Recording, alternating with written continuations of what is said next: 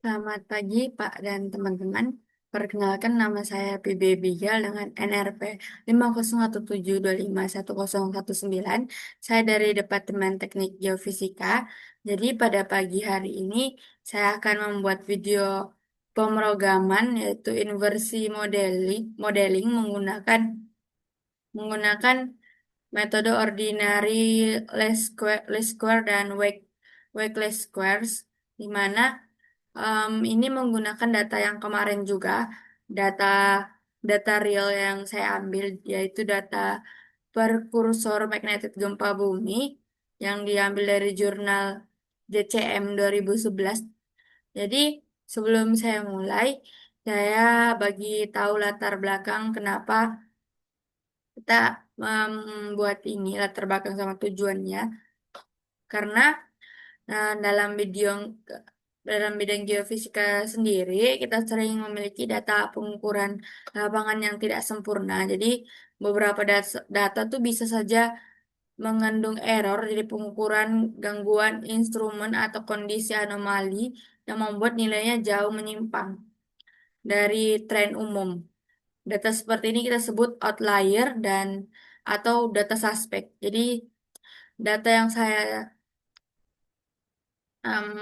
suspek sebagai outlier yang keluar dari tren, saya bagi bobot yang kecil.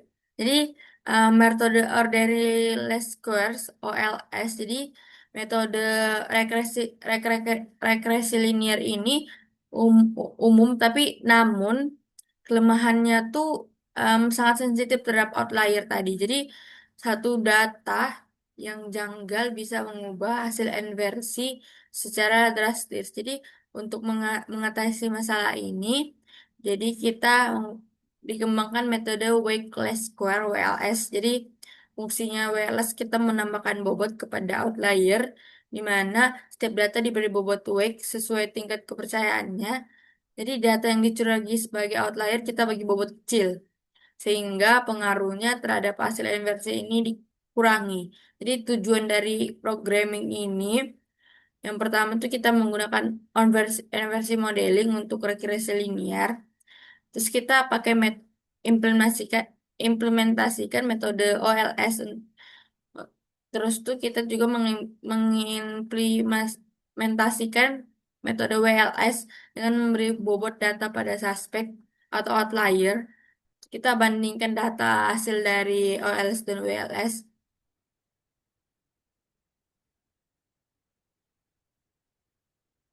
Oke. Kita seperti saya bilang tadi, kita menggunakan data yang sama dari sebelumnya. Tapi sebelum itu saya sedikit jelasin apa itu inversi modeling lagi. Jadi inversi modeling itu teknik matematika kita untuk mencari parameter model yang paling cocok untuk menjelaskan data observasi, observasi yang di kita bi- miliki. Jadi persamaannya tuh D D sama dengan G kali M atau D sama dengan G kali M. Tapi bedanya kalau yang formula untuk kalau OLS kan berarti inverse GTG inverse sama dengan GT GTD. Kalau bedanya sama yang WLS tuh cuma ditambah W aja,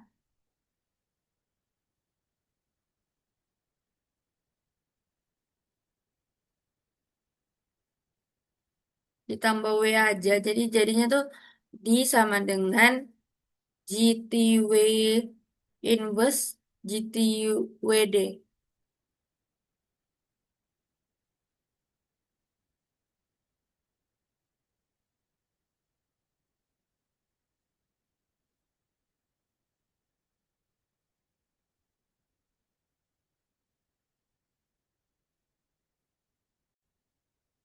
Karena saya sudah jelasin sedikit, jadi kita langsung saja ke Python untuk pemrogram pemrogrammingnya.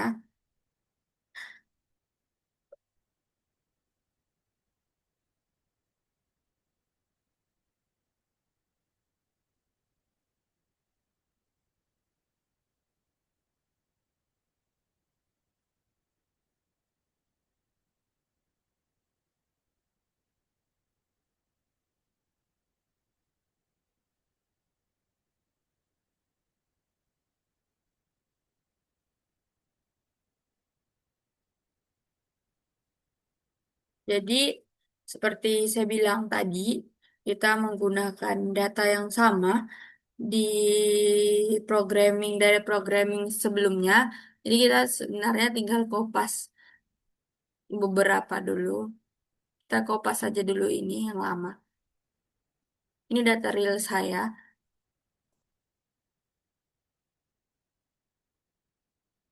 Kita run.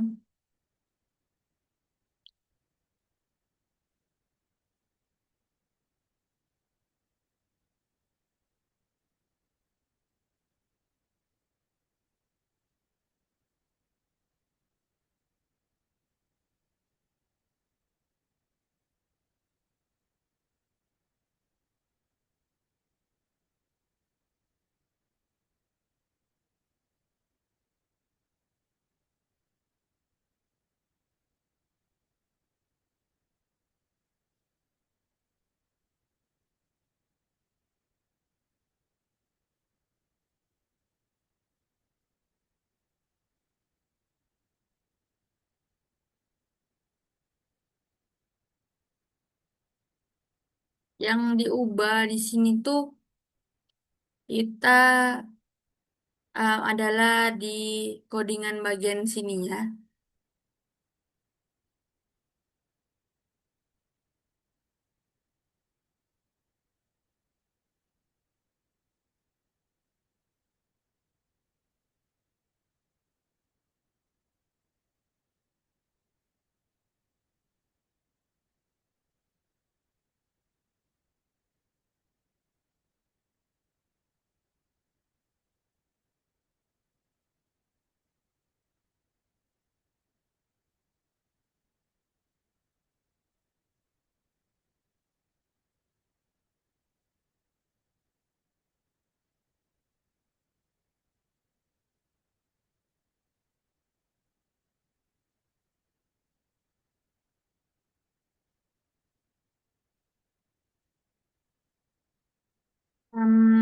Kita copy dulu ini.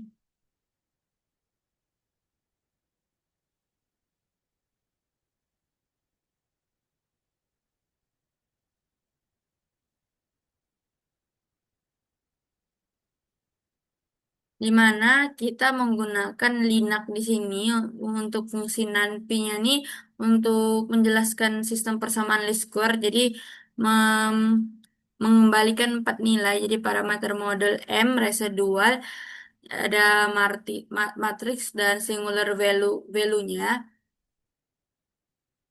Kita bagi dua dulu sini supaya kita lebih paham. Enter. Berarti ini bagian OLS-nya, ordinary least square-nya.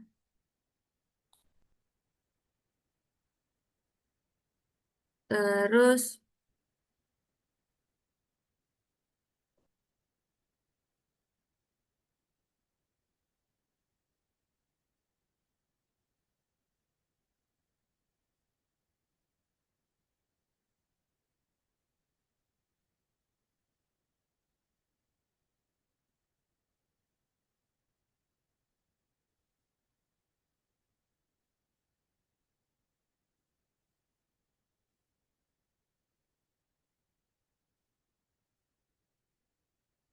ini kita kasih nama, kita data kalkulasi OLS.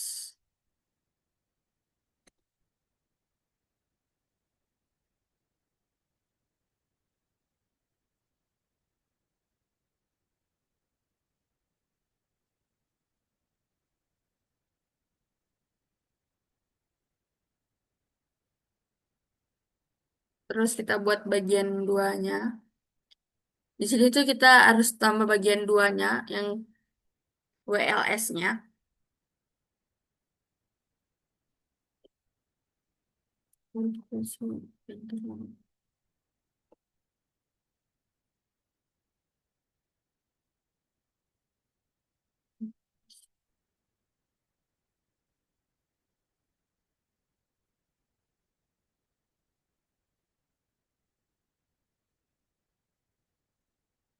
Jadi kita NP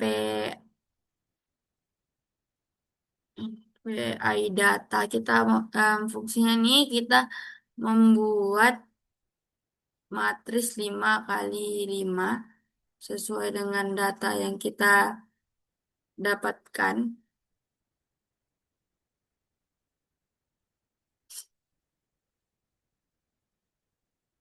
Di sini W-nya tuh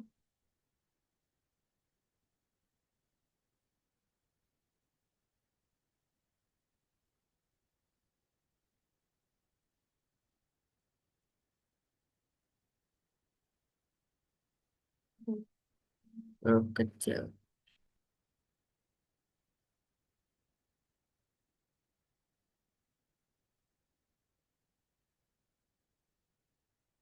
Nah, di sini udah kita masukin W, W data keberapa dan bobotnya berapa yang kita suspek sebagai outlier.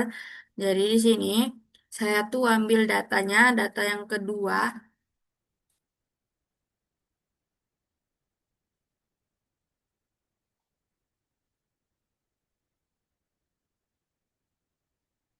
saya kasih bobotnya 0,1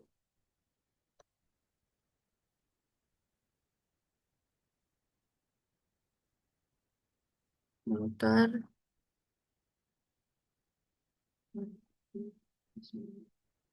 Kita tulis ini rumusnya gitu.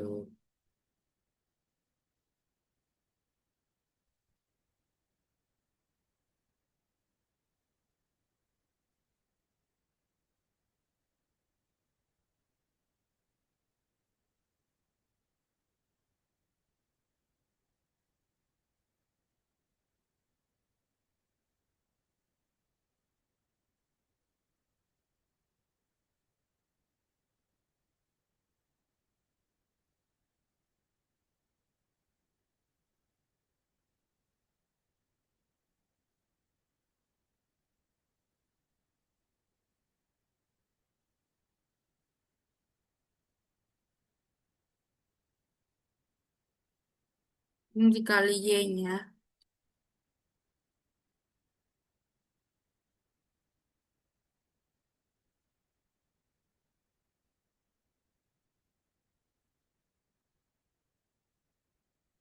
M W L S. Seperti ini rumus dari NP titik NP titik.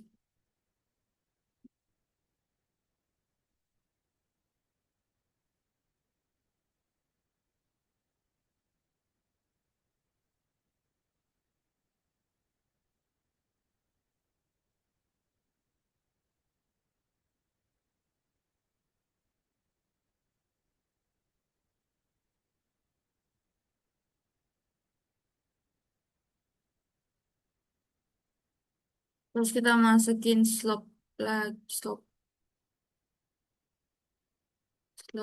Kita copy dari ini, slope sama intercept-nya.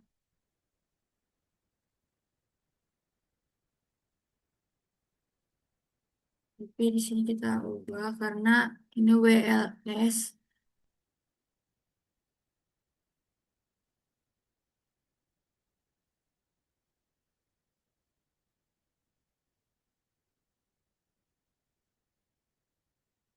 WLS.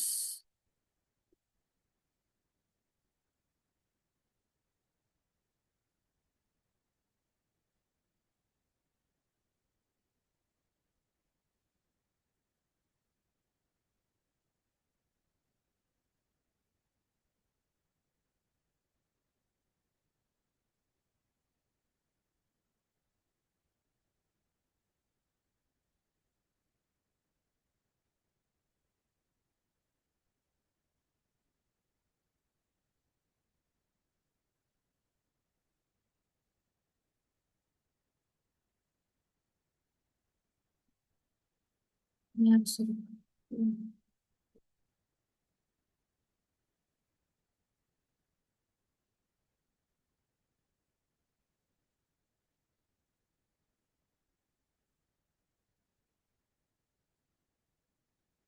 Dimana AB di sini tuh em, untuk menyelesaikan sistem persamaan linear, di mana A kali M sama dengan B. Jadi untuk mendapatkan parameternya, parameter M, di sini dical di situ fungsinya nih untuk menghitung error WLS. Jadi jumlah akurat selisih data hasil dan data kalkulasi. Jadi kita harus tambah dical juga di bawahnya terakhir untuk kita dapat perbandingannya.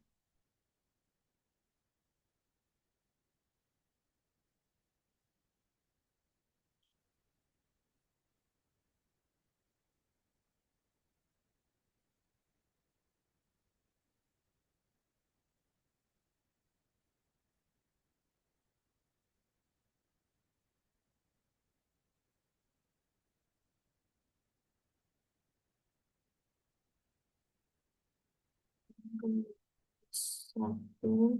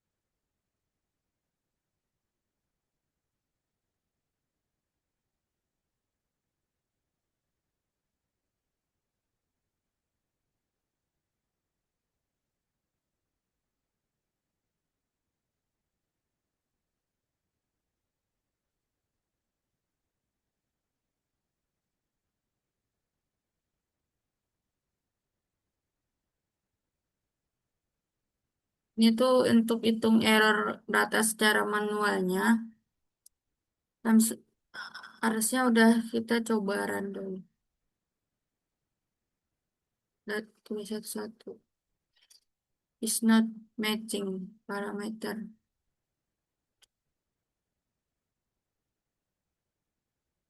Ini salah.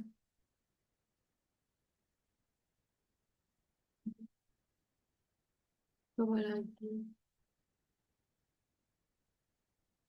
Dical di C.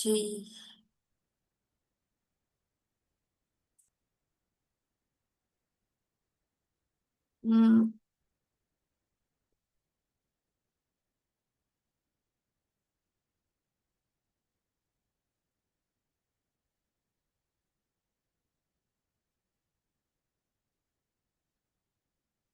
kita lihat dulu.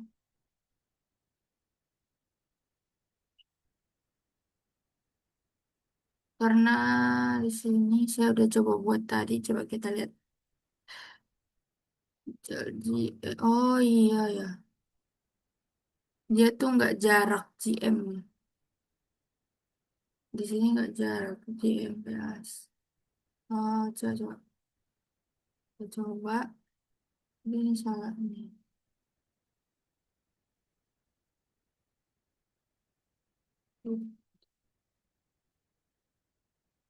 Berarti yang ini juga nih.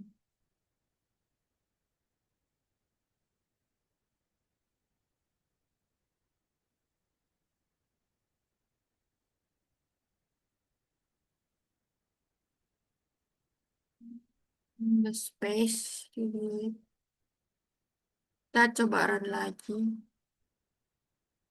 Oke. Emeritus swap dan inclina.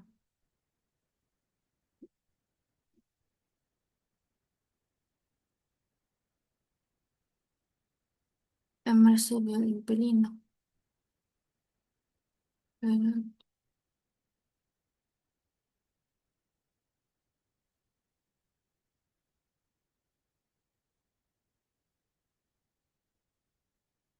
Name G is not defined.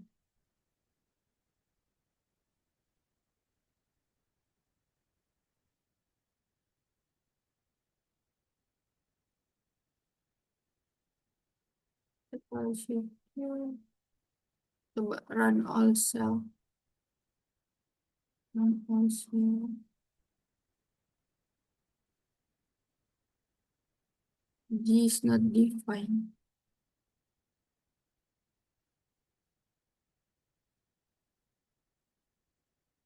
Dekat yang udah saya buat tadi.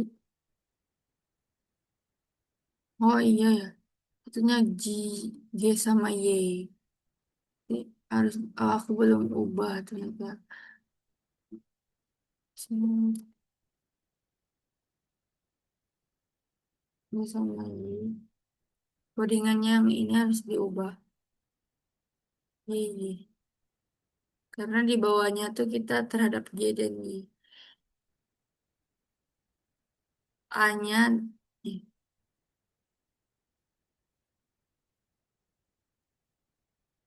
masih not define. Kita coba run all cell. Run all cell. G dan Y-nya is not defined.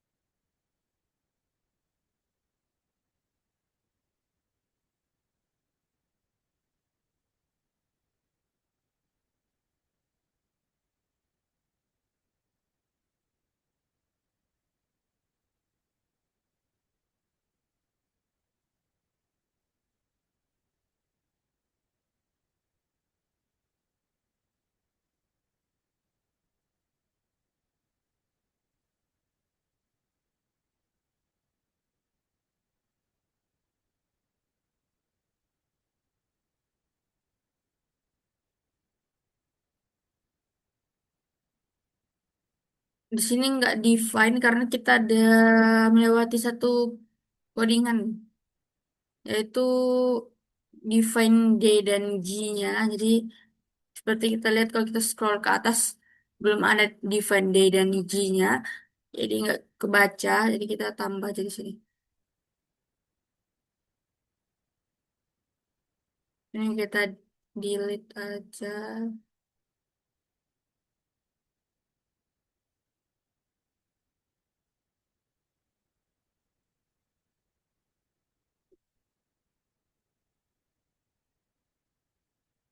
Ini kita lupa copy dari data data real tadi, define D dan G-nya. Dimana Y copy. Kita coba run dulu ourselves. Run ourselves.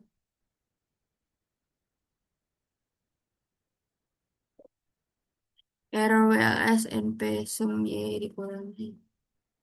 Name di child WLS not file.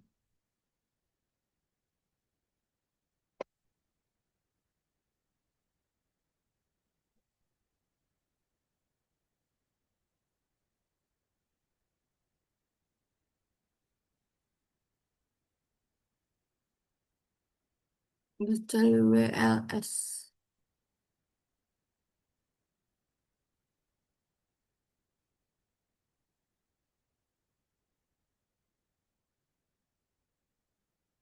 NP titik sum Y.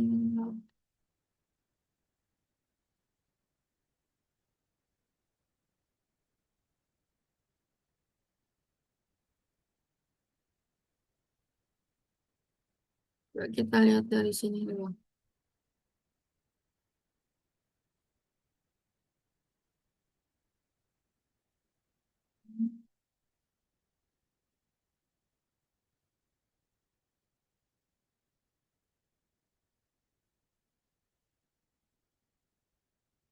Udah benar sih ini.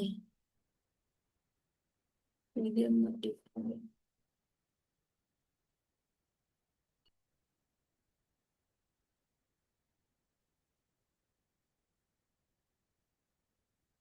MWL. MWL isu betul.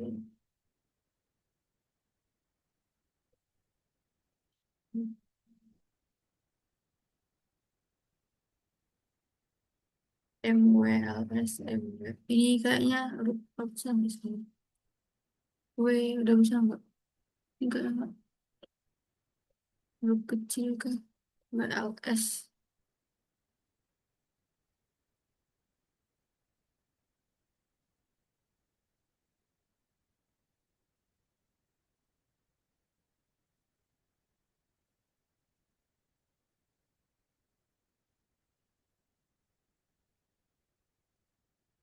Oh, ini ada terus.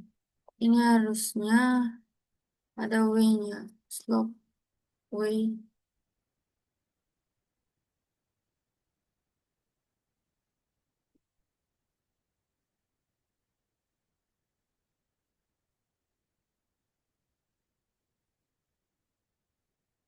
Cobaran dulu.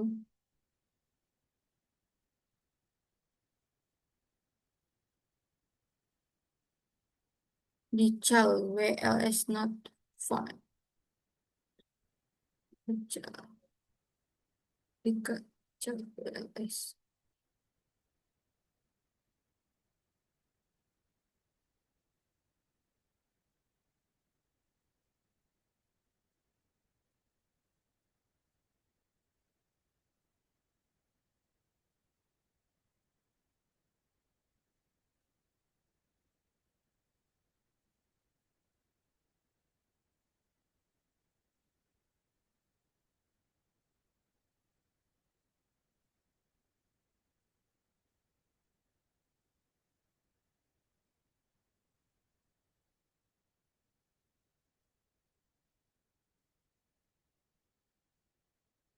Harusnya udah benar. Kita coba run lagi deh.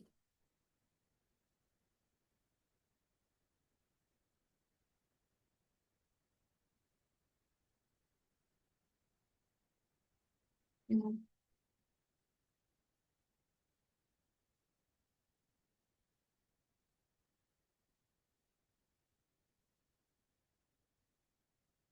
ini belum sesuai. Plot-plotnya harus diubah juga. Bentar. Dari data real kemarin, kayaknya aku kita copy ini.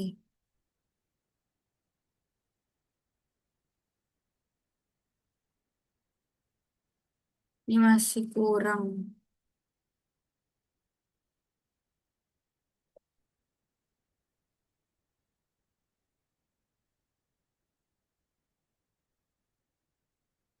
Nah, ini udah ada nilai OLS sama WLS-nya. Hasilnya seperti ini.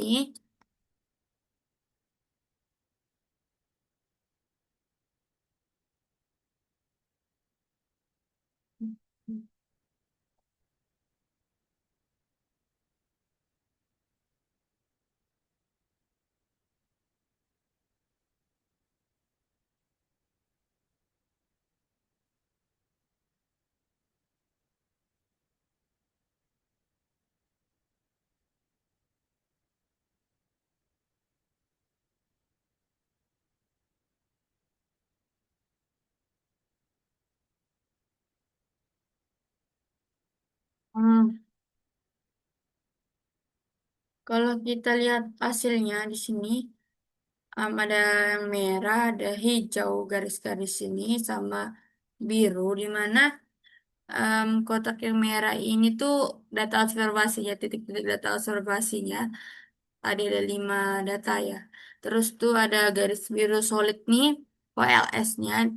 Kalau garis yang putus-putus hijau ini WLS, WLS tambahan baru. Jadi, nah, dimana kalau Dimana kalau kita lihat codingannya sendiri,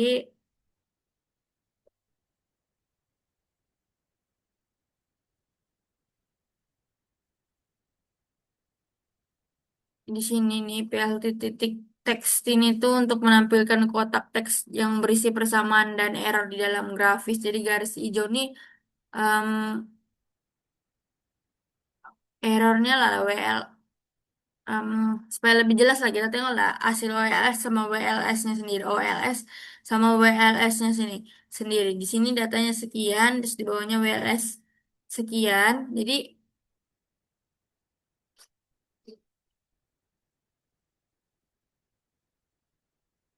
errornya juga terpapar di sini dua lebih besarnya tuh di yang WLS-nya sendiri. Tapi bukan berarti em,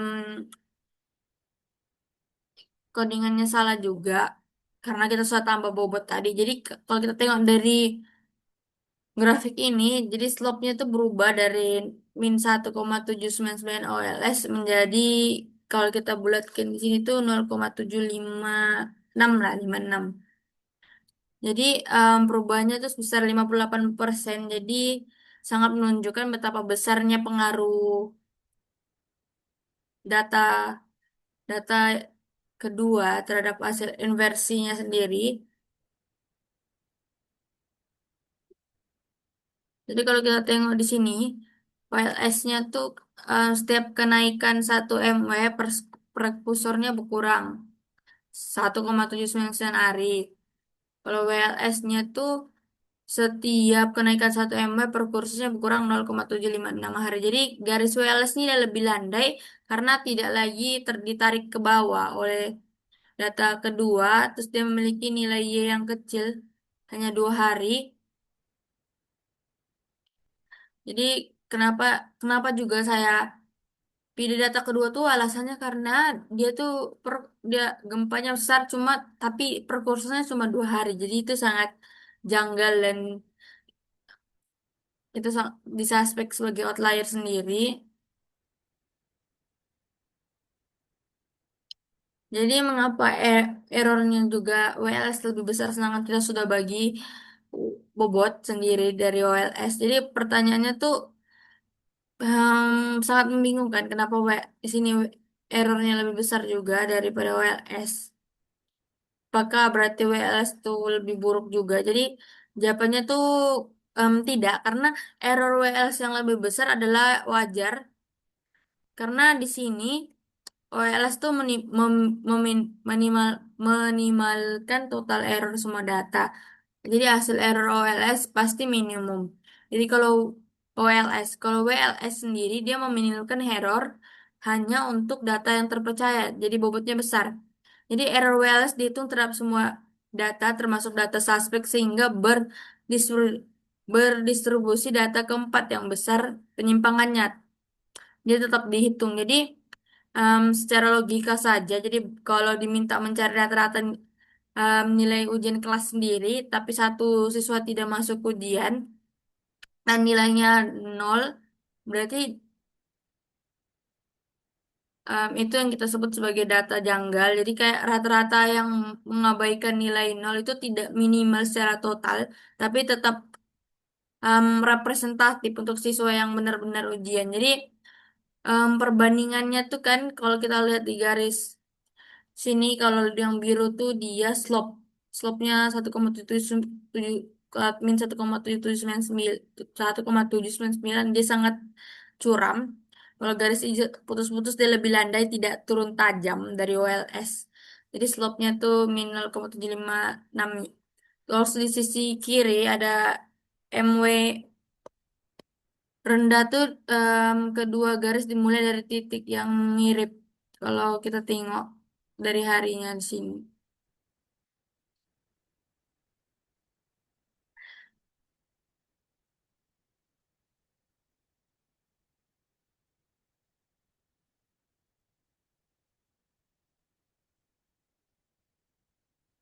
Kalau saya simpulkan dari data ini yang kita dapatkan, data kedua dari data keduanya sini bisa lihat. dia 6,6 tapi dalam 2 hari. Sebagai data suspek atau outlier karena nilainya jauh menyimpang dari tren data lainnya. Jadi ini saya berhasil identifikasi aja dia sebagai outlier karena memang janggal aja. Terus bobotnya sebagai 0,1 dari data suspek ini terbukti mengubah hasil inversi secara signifikan. Jadi slope berubah dari min 1,799 menjadi 0,756. Garis OLS sendiri di sini tuh dia lebih landai dibanding OLS, jadi menunjukkan model yang lebih representatif terhadap tren data yang dipercaya. Jadi error WLS di sini 237,25 ini lebih besar dari OLS. Ada hal yang wajar dan tidak berarti WLS lebih buruk. Ini karena WLS tidak bertujuan meminimalkan total error, tapi WLS tuh terbukti lebih robust, tahan terhadap outlier dibanding OLS dalam kondisi terdapat data yang diragukan. Jadi metode WLS ini sangat berguna dalam geofisika, aplikasinya nyata di dalam kualitas data lapangan, tidak selalu seragam. Karena kita tahu sendiri geofisika, kalau kita kuliah lapangan, apa data yang kita ambil tuh banyak kemungkinan yang akan terjadi.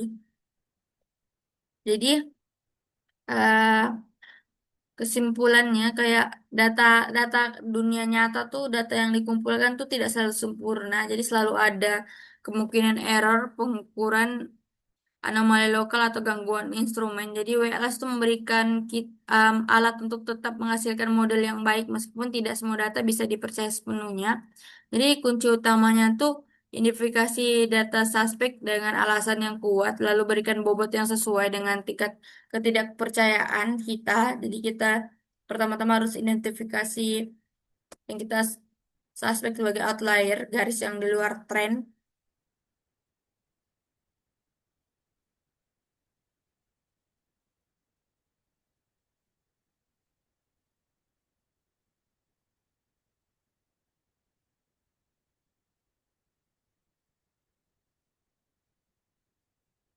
Jadi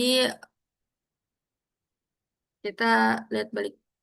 Ini yang saya dapatkan, metode OLS dan WLS.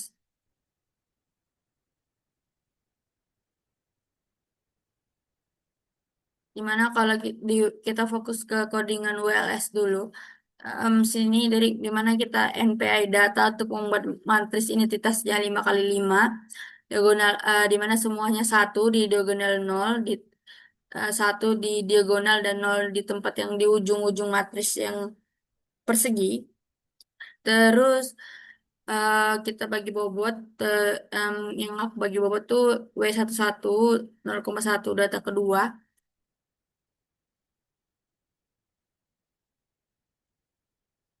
Jadi berarti data kedua hanya memiliki pengaruh 10% dibanding data normal.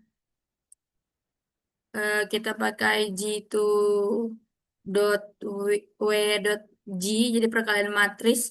Jadi G2G kali W kali G G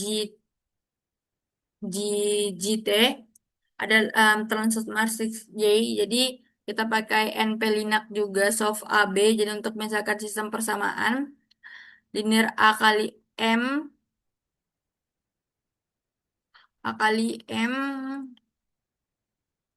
serangan B untuk mendapatkan parameter M. Jadi untuk sum di sini dicalnya itu untuk menghitung error residu error residualnya, jumlah kuadrat selisih antar asli asli data dan data kalkulasinya. Terus ini untuk menampilkan plot-plot figur-figur yang akan kita keluarkan visualisasinya.